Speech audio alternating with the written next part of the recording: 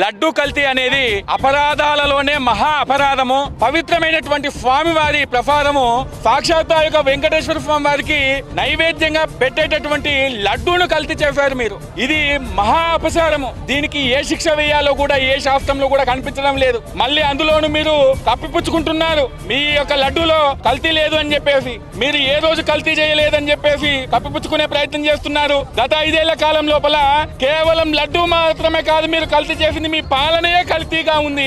గత 5 ఏళ్ల కాలం లోపల మీరు ఏం చేశారండి? దేవాలయాలను నీలమట్టం చేశారు, దేవతా విగ్రహాలను నీలమట్టం చేశారు. ఇవన్నీ ఒక ఎత్తైతే సాక్షాత్తు ఆ కలియుగ వెంకటేశ్వర స్వామికి నివేదించేటటువంటి నైవేద్యాన్ని కల్తీ చేశారు. మేము అనుకున్నాం కేవలం వెంకటేశ్వర స్వామి దగ్గర జరిగిందానంటే, ఇది కాస్త రాష్ట్రంలో ఉన్నటువంటి శ్రీశైలం మల్లికార్జున స్వామి దేవస్థానం కానివ్వండి, విజయవాడ కానివ్వండి, ఇంకోటి కానివ్వండి, రాష్ట్రంలో ఎన్ని దేవాలయాలు ఉంటే అన్ని దేవాలయాలకు దేవతామూర్తులకు మీరు పెట్టింది నైవేద్యం ఏమిటి అంటే కల్తీ ప్రసాదము. ఇంతకంటే మహా అపరాధం ఇంకేమైనా ఉంటుందా?